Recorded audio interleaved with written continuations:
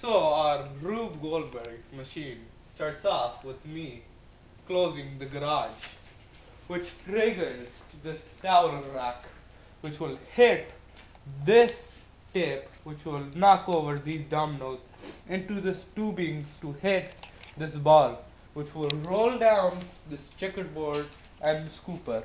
Then it will hit the duct tape, knock over the books, knock over the ruler which has pins, and destroy the balloon.